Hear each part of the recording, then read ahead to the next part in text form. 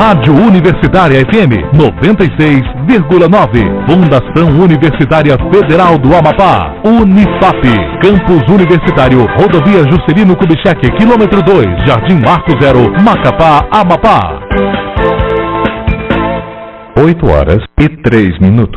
Começa agora no seu rádio o programa Compartilhe com o CVV, uma idealização do Centro de Valorização da Vida de Sorocaba, São Paulo. Esta edição é conduzida pelos voluntários do CVV Macapá. Compartilhe com o CVV. Falar é a melhor solução. E agora, o que vou fazer? Compartilhe com o CVV. Nós vamos ouvir você. Compartilhe com o CVV. E agora, o que vou fazer? Compartilhe com o CVV. Bom dia, amigos ouvintes da Rádio Universitária 96.9 FM. Eu sou Celiana Valdec.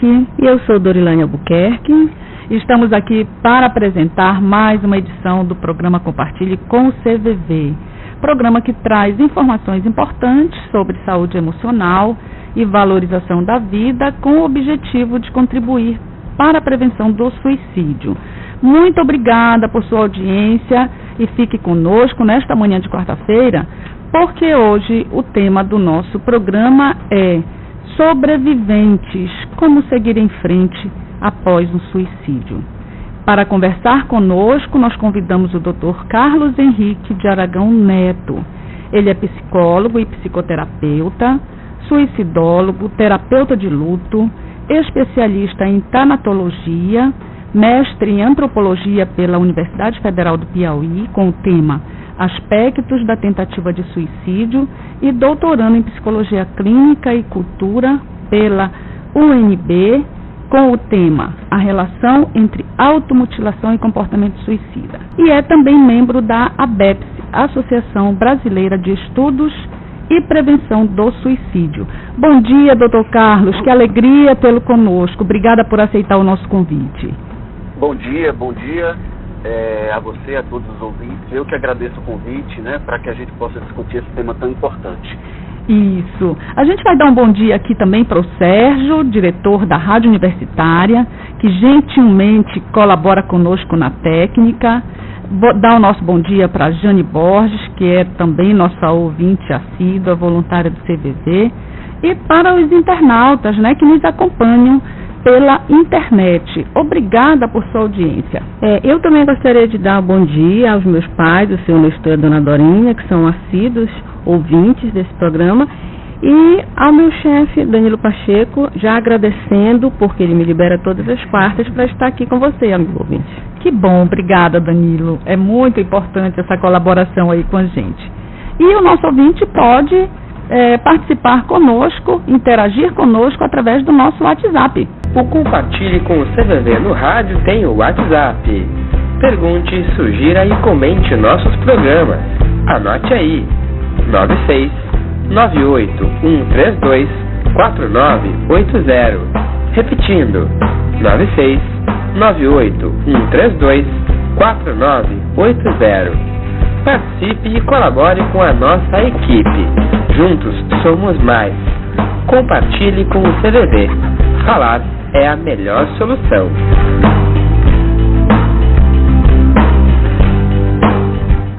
Ok, então o ouvinte pode mandar sua mensagem, sua sugestão de tema, para que a gente possa fazer o programa para você.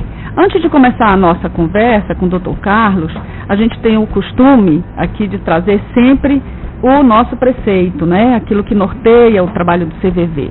E a Dorilane vai passar para nós hoje o preceito do dia.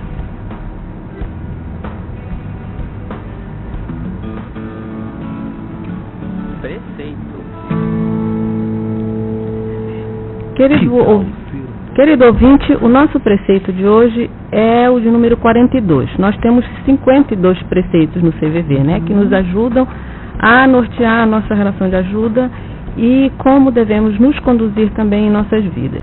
Então ele diz assim: a relação de ajuda se baseia na aceitação, compreensão, respeito e comunicação. É isso aí. E a gente começa com esse nosso preceito, onde diz que a nossa relação de ajuda, né, a que a gente presta para a pessoa que procura o trabalho, se baseia na aceitação, na compreensão, no respeito e na comunicação. A gente começa com esse preceito, a conversa com o Dr. Carlos. Talvez isso seja fundamental para acolher um sobrevivente, né, Dr. Carlos? E a gente pergunta para o senhor o que é a tanatologia, que é uma das suas especialidades, e por que o assunto suicídio e luto é objeto dos seus estudos. Bom dia novamente a todos. Tanatologia, o termo tanatologia vem de Thanatos ou Thanatos, que era a representação do deus da morte na mitologia grega. Então, literalmente seria um estudo da morte, mas na verdade o conceito que se usa hoje em dia, né, atualmente para a tanatologia, é a ciência que estuda os fenômenos relacionados à morte e ao processo de morrer. Dentre esses fenômenos, o luto é um dos mais estudados dentro da tanatologia, né, assim como cuidados paliativos, bioética, tipos especiais de morte, enfim, há uma série de questões que são estudadas dentro do guarda-chuva, do rol da tanatologia. Em relação a como eu entrei nesses temas, mesmo antes de ser psicólogo, eu era administrador de empresas. E nessa época eu me envolvi com o voluntariado, isso há bastante tempo, uns 20 anos atrás mais ou menos, eu me envolvi com o voluntariado em uma instituição que cuidava de crianças com câncer. Sim. E naquele momento, todos nós voluntários, nós tínhamos que nos preparar, né, nos organizar emocionalmente, psicologicamente, para poder lidar, né, com aquela demanda tão difícil que é trabalhar com crianças com câncer. Então nós fazíamos muitos seminários, vivências, workshops, etc., sobre morte e morrer, e principalmente luto. E foi aí que começou a minha paixão por esses estudos. Quando eu entrei na psicologia, eu já sabia o que eu queria, né, dentro de tantas possibilidades na psicologia, eu já sabia que eu iria mergulhar definitivamente nos estudos de morte e morrer. Luto seria um deles.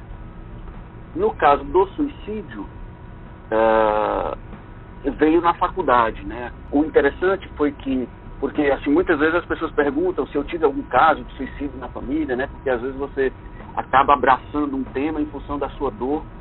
Felizmente não foi o meu caso. O meu caso foi o relato de 3 mães que haviam perdido filhos por suicídio, e esses relatos foram tão contundentes, tão densos, tão melancólicos, que eu resolvi mergulhar também no tema da suicidologia, porque eu imaginei que não poderia haver um discurso mais triste, mais melancólico e mais difícil, mais complexo do que o de uma pessoa enlutada por suicídio. Muita dor, né, doutor Carlos, traz esse episódio, né? E é possível sobreviver? Como é esse luto do suicídio para uma pessoa que perdeu alguém tão querido como um filho, um pai, um neto, um amigo querido? Como é sobreviver a isso?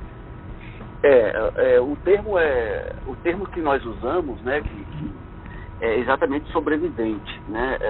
É até bom que se diga, porque isso pode gerar uma certa dúvida para quem está lendo alguma coisa sobre pós-venção ou sobre sobreviventes.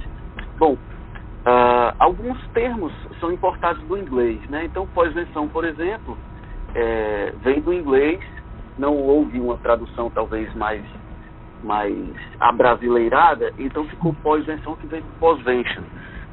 Pós-venção, a propósito, quer dizer, se trata dos cuidados que nós devemos dedicar aos enlutados de um suicídio, né? Então é tudo aquilo que a gente pode fazer para ajudar, para dar suporte a um enlutado por suicídio.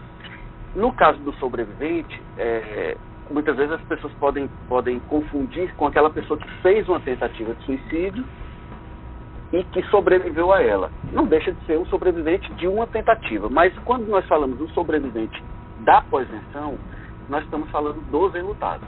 né? Então, essa é uma diferenciação importante para as pessoas entenderem. Então, o sobrevivente que nós estamos falando aqui não é o sobrevivente de uma tentativa, é o sobrevivente enlutado de um suicídio. Por que fala sobrevivente? Porque é tão difícil você lidar com esse tipo de luto, com a dor da perda de um ente querido que tirou a própria vida, que se chama de sobrevivente. Porque ele vai padecer, digamos assim, ele vai passar por um período de uma travessia muito difícil. Como sobreviver?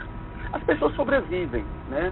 Ainda que elas passem por uma série de dificuldades, é bom que a gente entenda que o luto de um suicídio, ele tem especificidades que são diferentes de outros tipos de luto. Ainda que você tenha um luto de um homicídio ou de um acidente de trânsito, que são realmente mortes como suicídio súbitas, traumáticas, violentas, trágicas, mas ainda assim cada tipo de morte traz algumas especificidades para o processo de luto. E no caso do suicídio, tem algumas questões que levam a uma dificuldade ainda maior para essas pessoas lidarem, né? Então, como eu sempre falo para os meus pacientes, é uma travessia que ela não é fácil, porque não adianta também a gente, né, imaginar que a coisa é tranquila, porque não é. Ela não é fácil, ela não é rápida, sabe? Aquela coisa de, não, no mês que vem a pessoa está bem. Não é assim. Não acontece assim, né? Precisa de um tempo maior, né? Claro que cada caso é um caso, a gente não fala exatamente, em tantos meses a pessoa vai estar assim ou assado, cada um tem o seu tempo, né, a sua dinâmica, etc., mas que certamente precisa de um tempo maior para o processamento dessa dor, para a elaboração desse luto. E então não é fácil, não é rápido, ou melhor, não é fácil nem é rápida essa travessia, mas ela é possível, isso eu não tenho dúvida, né? Isso a gente tem evidências, tanto na clínica como na literatura, de que as pessoas, apesar de passarem um tempo, né, em profundo sofrimento, mas depois, se elas investirem em alguns aspectos, como por exemplo, são pessoas que, os enlutados por suicídio, eles têm uma característica, eles têm mais dificuldade de pedir ajuda do que os enlutados por outros tipos de morte, por causa do estigma, da vergonha, né, do sentimento de rejeição, etc. Então, se nós estamos próximos a uma pessoa como essa, e que a gente oferece a nossa escuta, como você já estava falando, né, coisa que o CVV sabe fazer muito bem, uma escuta para essa pessoa, não pode ser aquela escuta preconceituosa. Sim. Porque muitas vezes, quando você chega perto de um sobrevivente, de um enlutado, você já vai com seus dogmas, com seus clichês, com suas frases de efeito, com seus conselhos. E durante uma parte do processo de luto, o que essa pessoa não quer é isso. Exato. Né? Então, não só você não ajuda, como muitas vezes ainda atrapalha. Mas ali é um momento de silêncio, às vezes, de estar ao lado, de oferecer o seu ombro, o seu colo e os seus ouvidos. Às vezes, além de tudo isso, né, doutor Carlos, que a pessoa traz consigo para próximo de um sobrevivente, esse preconceito, esse julgamento, essas suposições que aumentam esse sofrimento, às vezes a pessoa também pensa assim, eu não vou visitar a minha amiga ou meu amigo que perdeu o filho, porque se ele falar sobre isso, vai aumentar o sofrimento dele. Isso não é verdadeiro, é isso? Não é verdadeiro, não. Seja uma pessoa que está pensando em tirar a própria vida, seja uma pessoa enlutada por um suicídio, tudo que essas pessoas querem é falar, né? E quando ela encontra alguém que oferece essa escuta qualificada, essa escuta genuína, despretensiosa, etc., os vínculos se fortalecem, né? Porque a maioria das pessoas não vai agir assim, infelizmente. Sim. Em função da pressa, em função da incapacidade mesmo de tolerar o discurso de sofrimento do outro, mas tudo que essa pessoa quer falar. Ao contrário, se você chega próximo de uma pessoa como assim, né, nessa situação, e você oferece para ela esse momento, esse espaço, certamente ela vai falar, né? Ela quer falar, ela tem muita coisa para falar, ela quer dividir a dor dela, a dor é muito grande. Então você imagina uma dor desse tamanho, que a gente não sabe nem mensurar, e eu ter que segurar isso comigo, eu ter que trabalhar eu comigo mesmo, porque as pessoas que estão à minha volta não conseguem tolerar a dor, o meu choro muitas vezes, Sim. a repetição do meu discurso sobre aquela pessoa que morreu, que é muito comum, não é? Eu querer falar muito sobre aquela pessoa que morreu, e aí as pessoas que estão à minha volta, que estão à minha volta, muitas vezes ficam entediadas com isso. Então, não é verdade. Você perguntar para a pessoa como ela está se sentindo, né? Como é que é essa dor, onde é que está doendo, como é que ela pode fazer para ajudar, que você pode contar com ela, que ela pode contar com você. E oferecer esse espaço, né? Sem dúvida alguma que é uma atitude humanista e uma atitude terapêutica, né? Porque algumas pessoas enlutadas vão precisar realmente da terapia com os profissionais de saúde. E é tão difícil assim, doutor Carlos... Mas você, só complementando, você como amigo, ou como pai, ou como, né, colega de trabalho ou de sala, você pode também, sem dúvida alguma, ajudar muito nesse sentido. E é difícil, doutor Carlos, assim, tão difícil o luto do suicídio, por quê? Quais são os sentimentos, por exemplo, que o sobrevivente traz consigo após um episódio de um suicídio? Certo. Bom, como eu estava falando, né, nós temos, por exemplo, dados, né, inclusive baseados na ciência, etc., de que os indivíduos afetados por um suicídio, eles têm um risco maior para a sua saúde mental do que os enlutados por outros tipos de morte. O que eu estou querendo dizer com isso?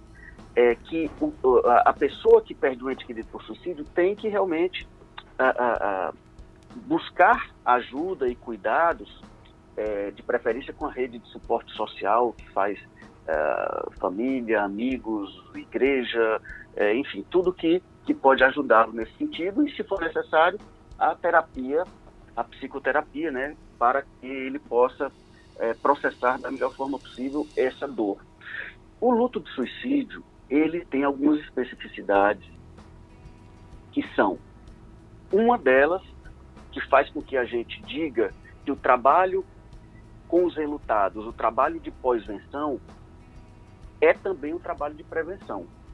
Sim. Por quê? Porque durante o processo de luto, depois de um suicídio, algumas pessoas, não todas, também entram em risco, né?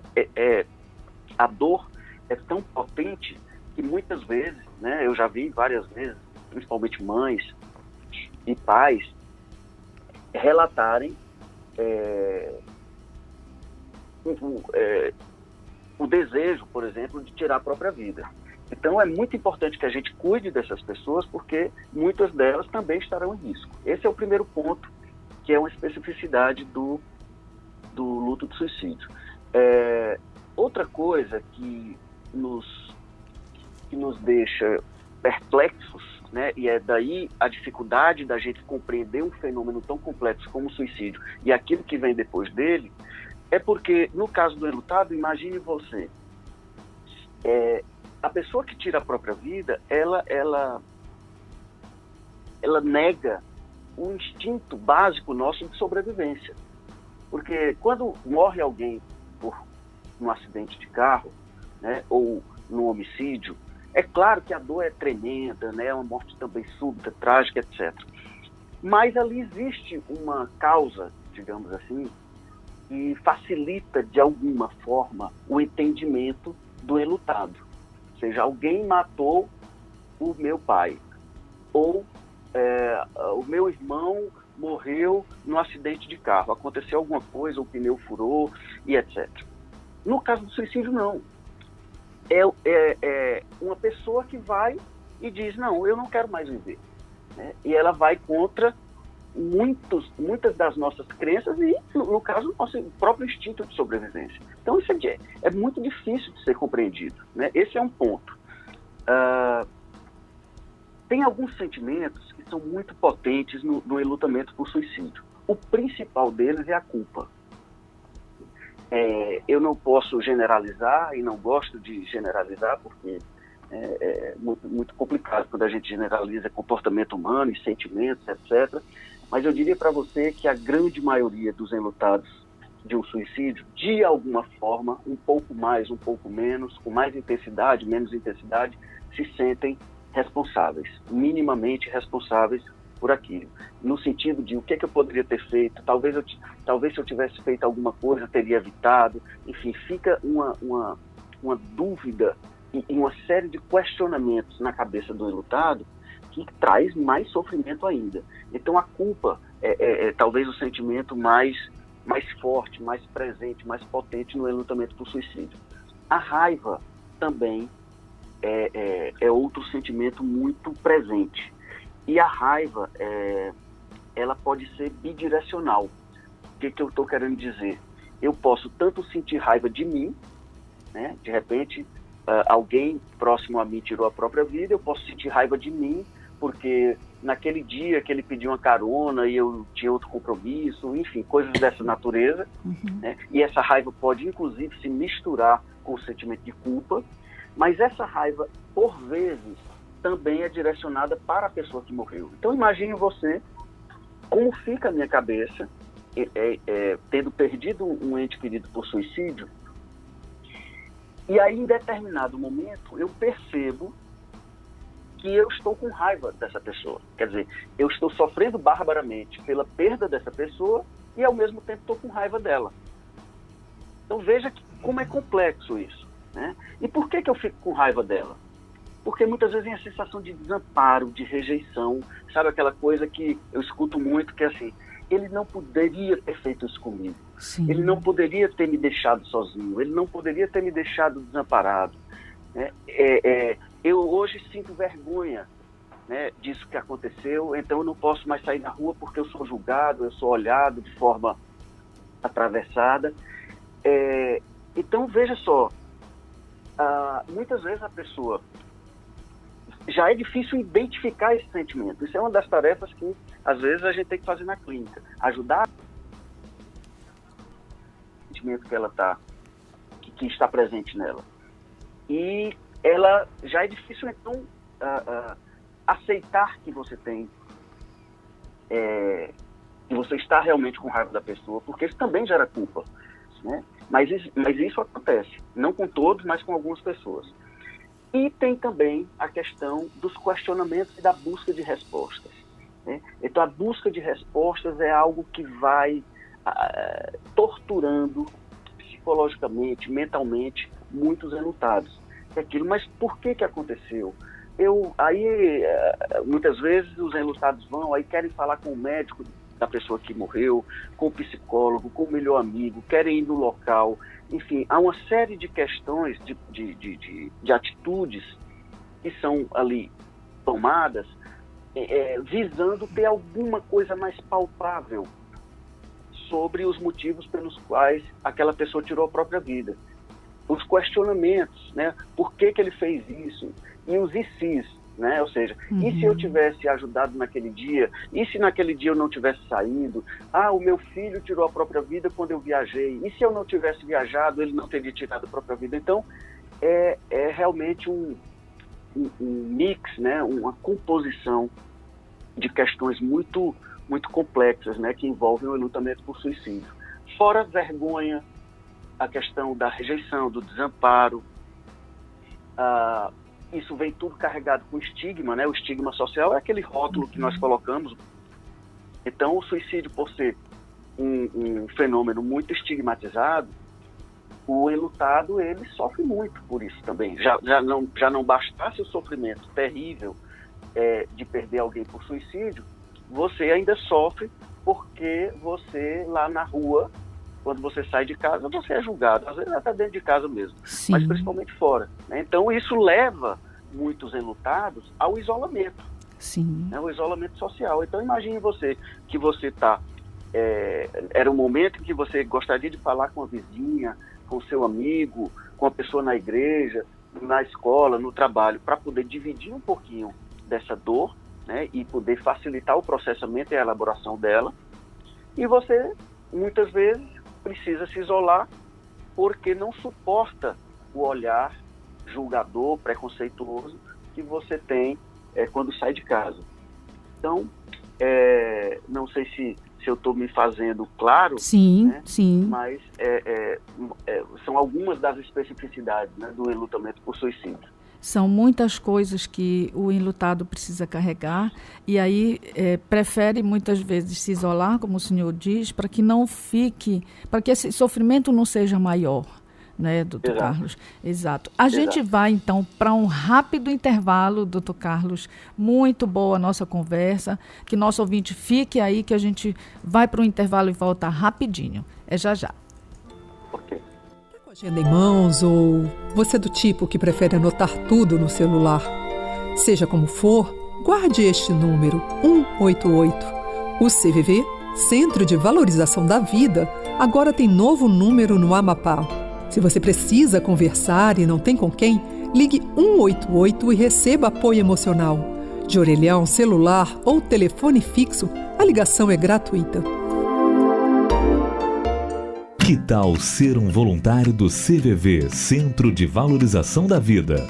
Voluntários em todo o Brasil estão disponíveis 24 horas, oferecendo apoio emocional e prevenindo o suicídio. Tudo de forma gratuita e sigilosa. A procura pelo nosso atendimento cresceu e precisamos de voluntários. Acesse cvv.org.br e faça parte. Doe tempo e atenção para quem precisa conversar. Seja voluntário do CVV.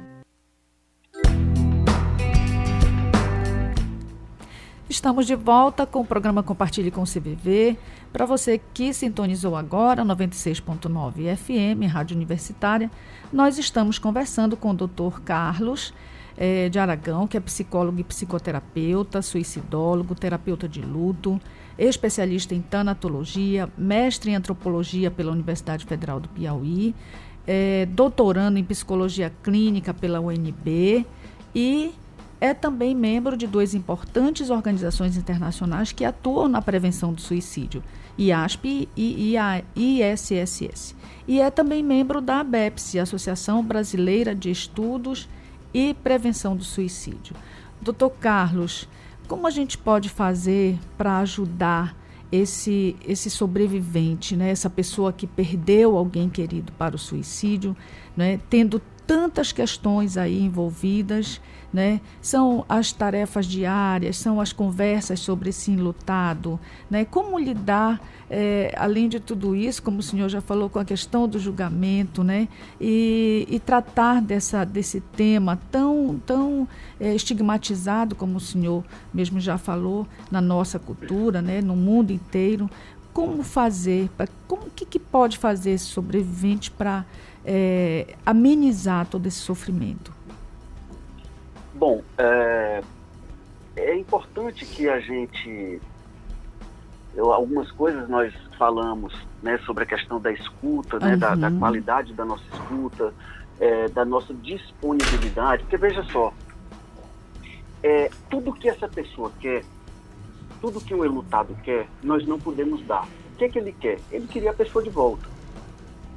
No fundo, Sim. Por um bom tempo, ele faz, inclusive, às vezes, um esforço tão grande. No estudo do luto, tem um autor chamado John Bowlby, que ele fala das fases do luto, e ele fala de uma fase que ele chama de apego e busca da figura perdida. Sim. Esse é um momento da fase do processo de luto que, às vezes, as pessoas até têm sintomas de alucinação.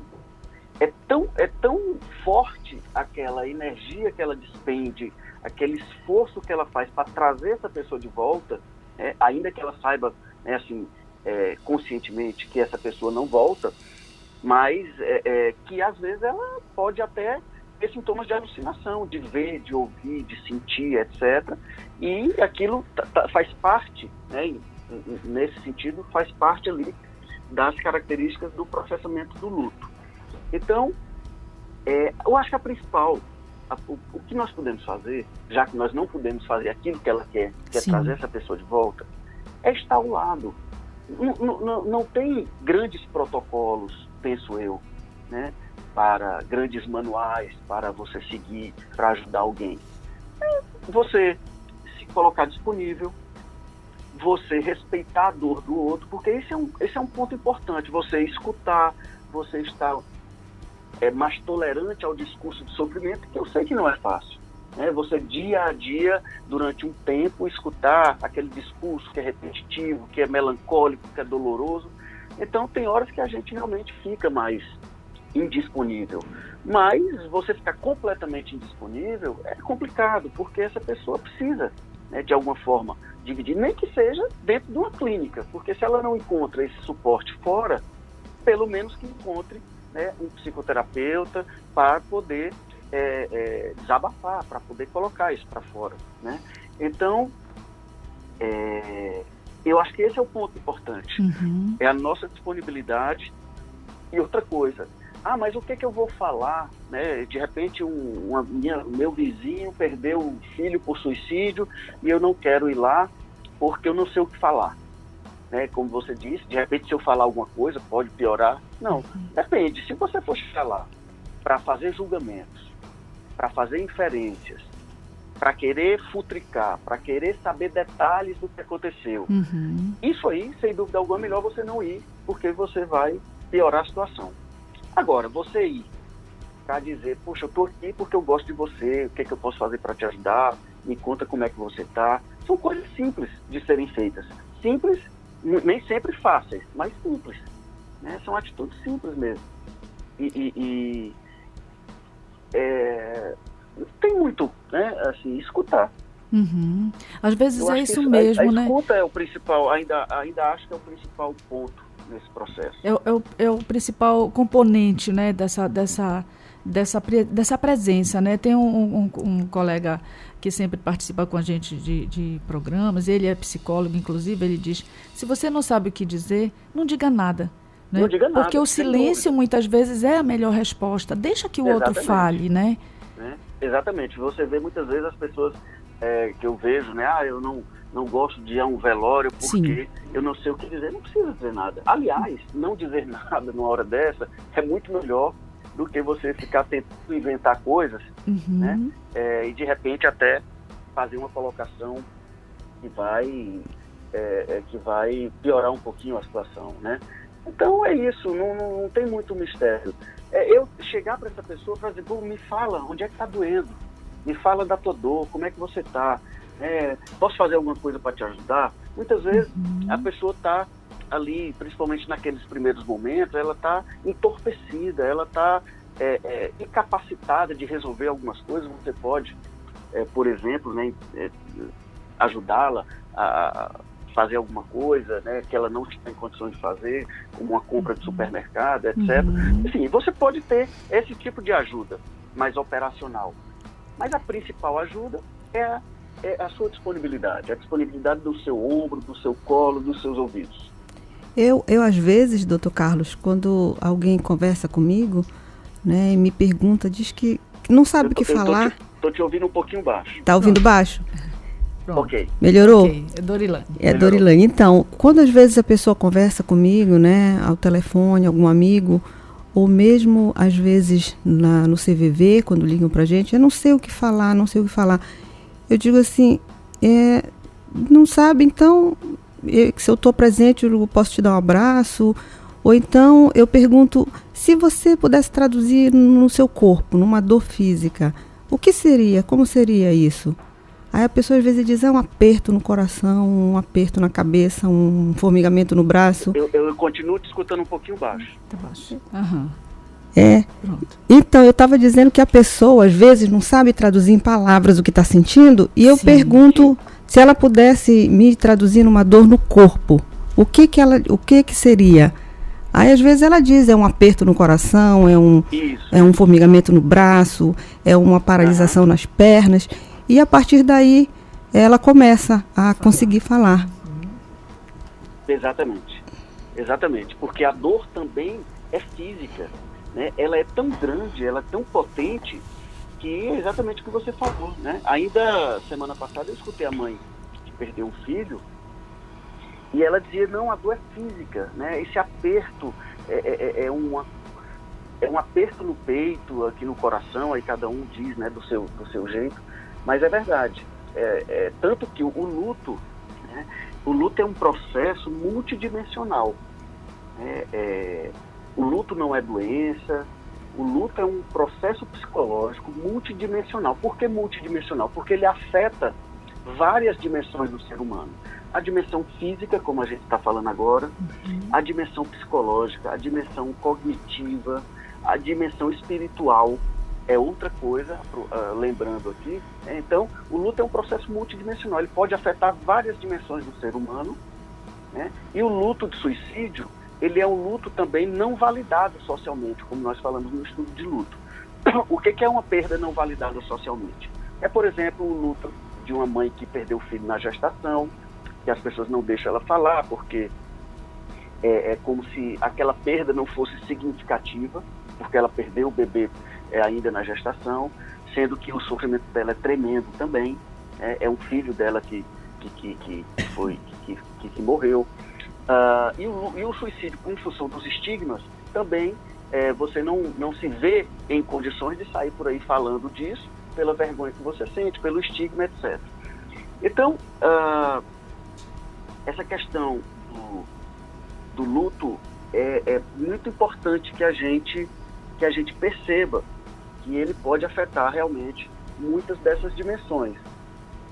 Uhum. Além disso, doutor Carlos, a ABEPS, que é a associação que o senhor inclusive faz parte, né, estima que em torno de 60 pessoas sejam intimamente afetadas em cada morte por suicídio, né, incluindo família, amigos, colegas de trabalho, colegas de escola, né? Então, esse drama do suicídio, né, que a gente pode chamar, que atinge a todas as pessoas, e um dos nossos programas eu coloquei que eu particularmente, eu me sinto enlutada por alguém que eu nem conheço, né? Então, atinge muitas pessoas. Atender a essas pessoas é um dos objetivos da pós-venção? Não tenha dúvida. Na verdade, é o principal objetivo, né? E quando a gente fala dessas 60 pessoas, né? Se você pega estudos de 50 anos atrás, se falava em 6 pessoas, de 6 a 10 pessoas. Sim. Hoje, nós estamos vendo, por exemplo, um mês atrás, eu fui conversar, fazer uma intervenção numa escola, numa sala de aula, onde uma garota de 12 anos tirou a própria vida. Então eu fui lá conversar com os colegas de turma.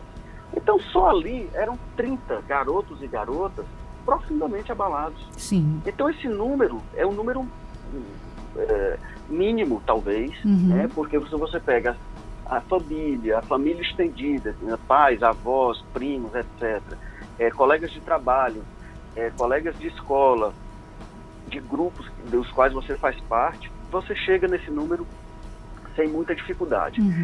Então esse é o principal objetivo, né? Cuidar dessas pessoas. E quando a gente fala dessas 60 pessoas aqui, em média, nós não estamos falando, por exemplo, como no seu caso, né? Quando você diz, não, uma pessoa que eu nem conheço, eu sou impactada. Sim, tanto você como eu, porque realmente é como se fosse uma parte da sociedade que ali, né, resolve abrir mão do convívio com a gente, né, de uma morte tão cheia de enigmas, de estigmas e de complexidade. Mas aqui nós estamos falando de pessoas que estão profundamente afetadas. Né?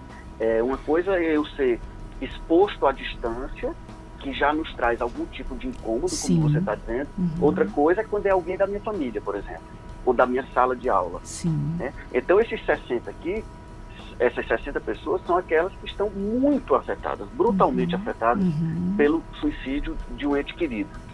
Então, assim, veja só o tamanho do problema que nós estamos falando. Se você pega, no Brasil, diz o Ministério da Saúde, que a gente sabe que essas estatísticas elas são subdimensionadas, mas diz o Ministério da Saúde que tem em torno de 11 mil suicídios por ano. Se você pega e coloca, a gente sabe que é subdimensionado, e se você coloca 20% a mais de subnotificação, você chega aí em 13.200 mortes por suicídio por ano no Brasil. Se você multiplica isso por 60, você vai ter em torno de 800 mil pessoas enlutadas, profundamente impactadas por um suicídio por ano no Brasil. Então veja que não é pouca gente. E para onde vão essas pessoas? Já que o suicídio é essa morte cheia de estigmas. Elas não se sentem à vontade muitas vezes para sair, para conversar, porque elas são julgadas, vítimas de preconceito. Os profissionais de saúde, que podem atender pessoas que estão em sofrimento mais grave, etc., poucos estão preparados para atender uma demanda como essa. Essa é a realidade, né? Porque não se vê estudo do luto na faculdade de psicologia, nem na de medicina, o que se vê é muito superficial, poucos depois se especializam nisso.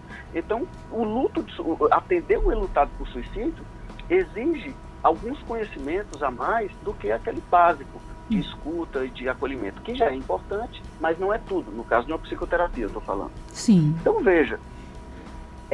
E outra coisa que é importante também. Tem uma história que diz assim, o tempo cura tudo. Não é verdade. No luto não é verdade.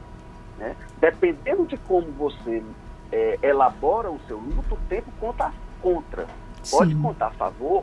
Né? Para mim, a frase que eu repito para os meus pacientes é: no luto, o tempo ajuda quem se ajuda. Ou seja, à medida em que eu busco ajuda, que eu tenho com quem conversar, que eu faço o que é possível para, com o tempo, eu ir diminuindo essa dor, processando essa dor, para eu poder continuar a minha vida sem ela ficar disfuncional.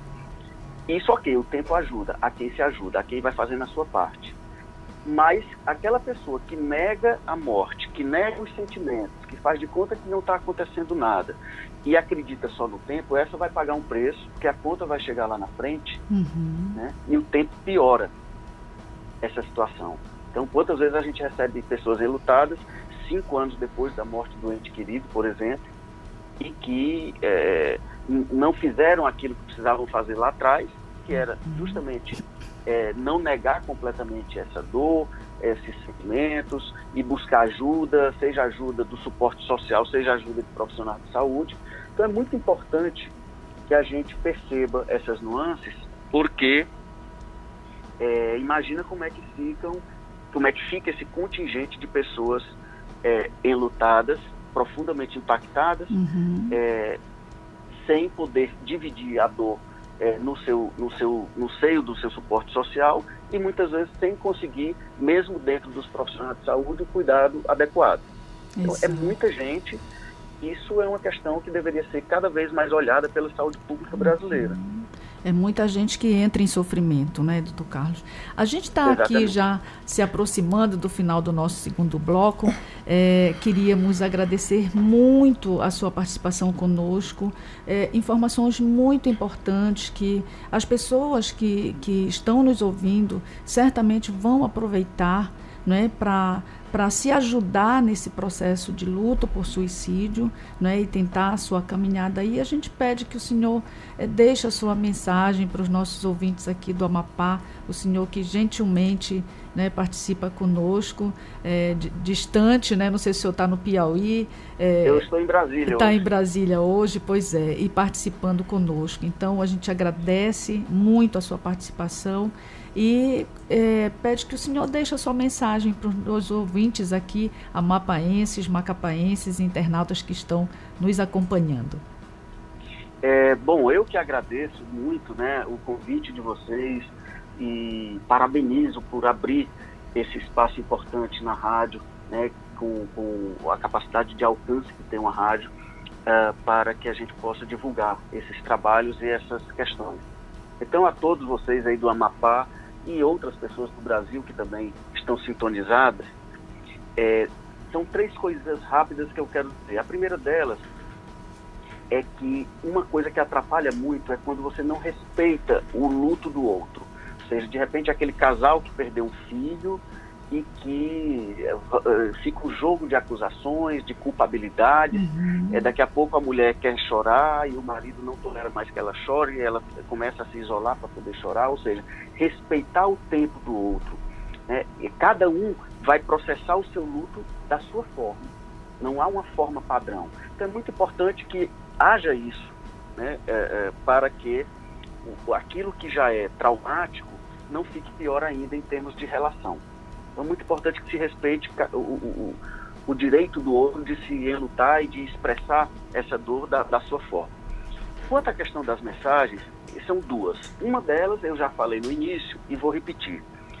É possível sobreviver ao suicídio de um ente querido? É possível. É possível, e como eu disse, é uma travessia que não é rápida, porque não vamos fazer falsas promessas, não é rápida, não é fácil, porque ela não é sem dor, claro, mas ela é possível, isso eu não tenho dúvida, é possível. E a última, para encerrar, que é um mantra que eu repito sempre que eu tenho a oportunidade de falar em público, que é pedir ajuda, saber a hora de pedir ajuda, é um sinal de sabedoria e de inteligência. Não é um sinal, pedir ajuda não é sinal de derrota, de fracasso, de covardia. Isso é muito importante, porque se você é uma pessoa que tem disponibilidade para pedir ajuda quando a vida te apresenta um peso maior do que aquele que você pode carregar, isso é um fator de proteção. Diferente daquelas pessoas que vão tentando sozinhas, etc., cambaleando, porque o peso está muito grande do fardo, e daqui a pouco estão adoecidas. Então, preste atenção no tamanho da sua dor, em como é que está a sua vida, né? Se isso está atrapalhando o seu trabalho, se isso está atrapalhando o seu rendimento escolar, se isso está atrapalhando as suas relações pessoais, porque à medida em que você perceba isso, não vacile, não titubeie, peça ajuda para as pessoas próximas, se necessário para os profissionais de saúde, para que esse peso não se torne ainda maior. Legal. Obrigada, doutor Carlos. A gente agradece muito a sua participação e a gente, depois desse programa, vai o áudio para o Facebook, vai para a internet e aí o senhor vai chegar a mais pessoas realmente que precisam dessas informações para continuarem aí a sua jornada, né, a sua existência de uma forma mais menos dolorida, talvez.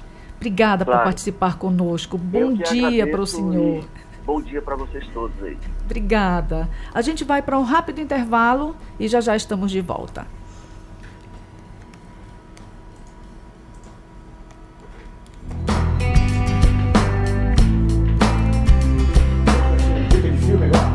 Não, é o 88. E o voluntário. Na volta é a dica de filme. Na volta é a dica de filmes. Tá com a agenda em mãos ou você é do tipo que prefere anotar tudo no celular?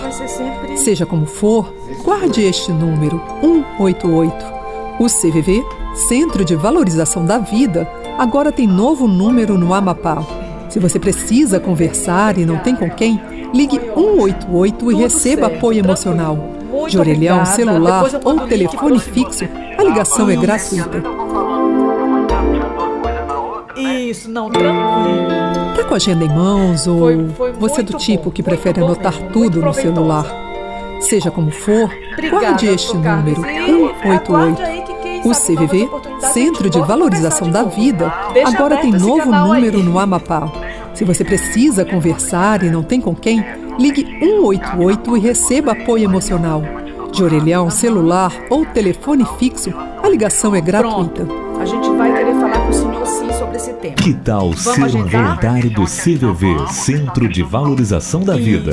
Voluntários em todo o Brasil estão disponíveis 24 horas, oferecendo apoio emocional e prevenindo o suicídio. Tudo de forma gratuita e sigilosa. A procura pelo nosso atendimento cresceu e precisamos de voluntários. Acesse cvv.org.br e faça parte. Doe tempo e atenção para quem precisa conversar. Seja voluntário do CVV.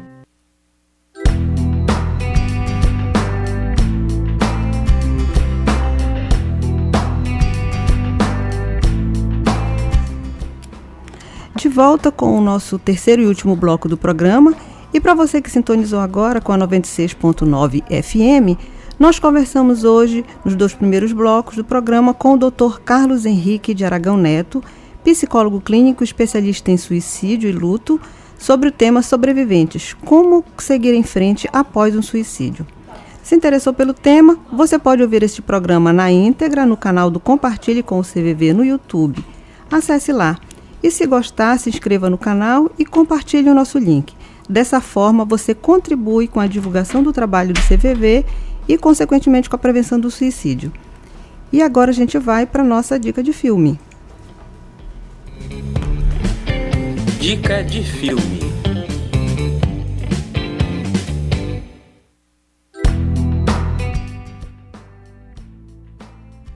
Querido amigo ouvinte, hoje o filme que nós temos a indicar a vocês é Gente Como a Gente. É um filme com direção do Robert Redford, né, que é um ator e diretor muito famoso. Tem 2 horas e 4 minutos de duração e é um filme em que um dos filhos de uma família americana de classe média alta morre precocemente em um acidente. O irmão da vítima se considera responsável pelo ocorrido, tenta o suicídio e está em tratamento psiquiátrico. Ele nunca foi o preferido da mãe. O outro era o queridinho, que faz questão de manter as aparências e de não dar a entender que a unidade familiar foi quebrada. Enquanto isso, o pai tenta solucionar o conflito com o filho.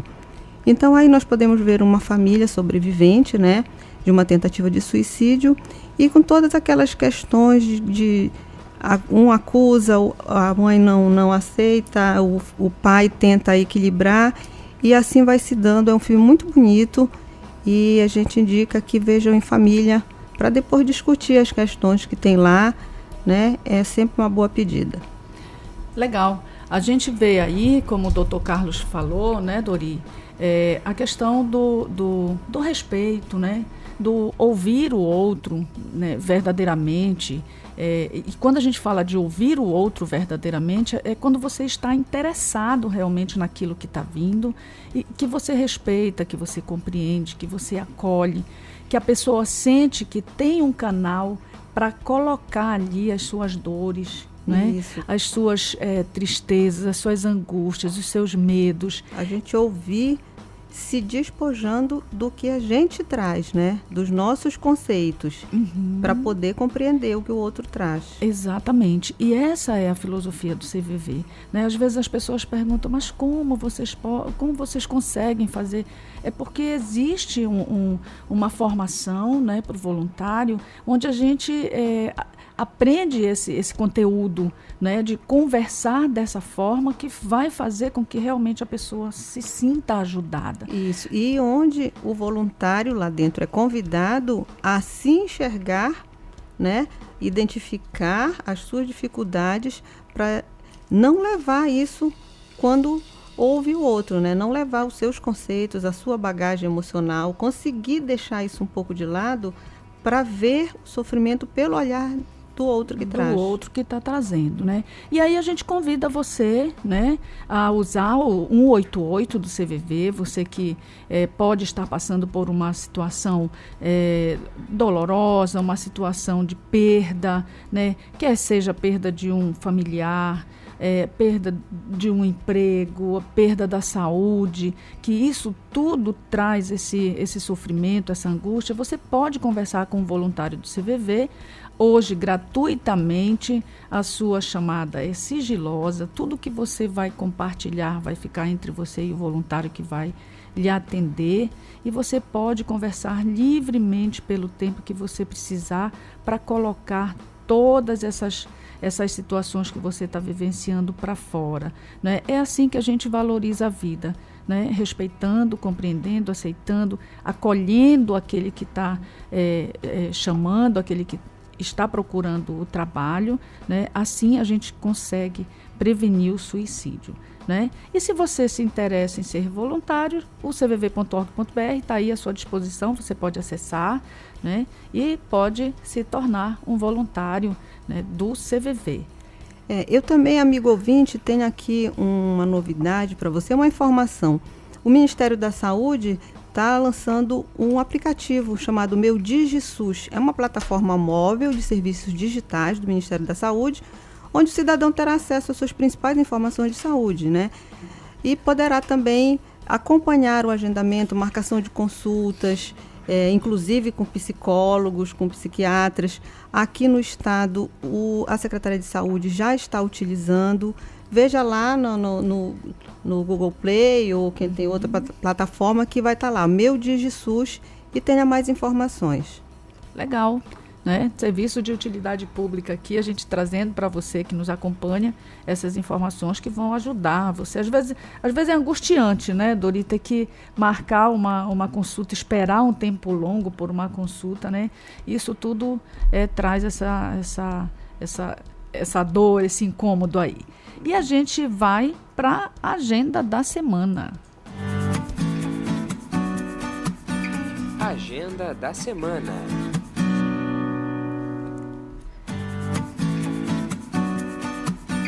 Agenda da semana.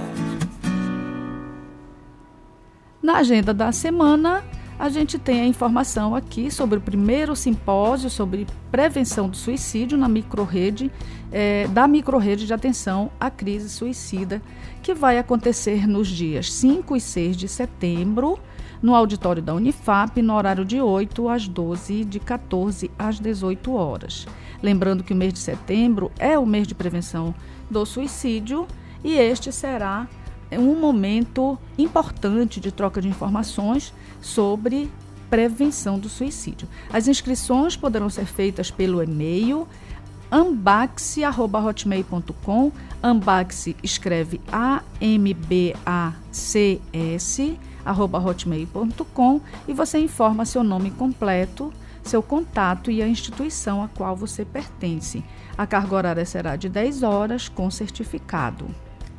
Também teremos, amigo ouvinte, uma programação de saúde e lazer no Museu Sacaca no próximo sábado, dia 11, de 8 às 13.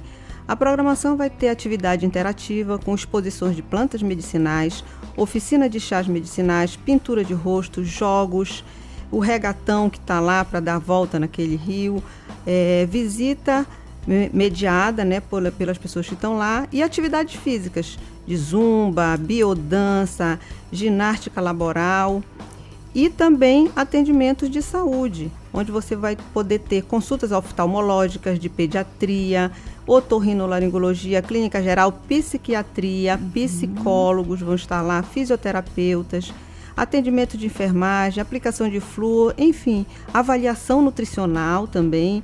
Vai ter uma gama de serviços lá oferecidos à sociedade e vai ser bem divertido. Vale a pena ir, levar as crianças, a família toda. Exatamente, fora que o espaço do Museu Sacaca é um espaço lindo, né, que a gente tem aqui na nossa cidade. E vão ter também técnicos da Secretaria de Saúde para tirar o cartão SUS, para quem ainda não tem o seu cartão SUS, vai ter acesso lá, tirar e receber na hora o seu cartão. Isso, legal. Inclusive esse aplicativo que a Dori falou há pouco precisa do número do cartão do SUS. Não, ele também lá, quem baixar o aplicativo vai ter a oportunidade de tirar o seu cartão online e ter no aplicativo online o seu cartão SUS. Legal, isso facilita. O Compartilhe com o CVV está chegando ao final e a gente chama mais uma vez a sua atenção e que pode participar conosco pelo WhatsApp.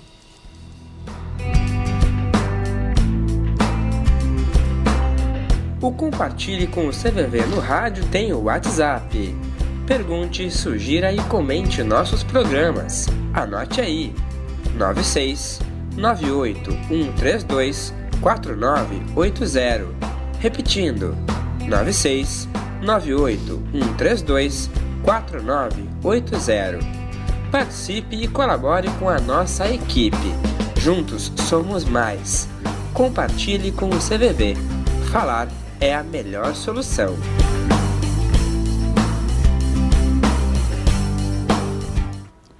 Legal, chegamos ao final de mais um Compartilhe com o CVV, agradecendo a sua audiência, agradecendo ao Sérgio aqui na técnica conosco. Obrigada por ter ficado conosco até agora. Bom dia, Dori. Bom dia, amigo ouvinte. Até a próxima quarta. Até a próxima. Até lá.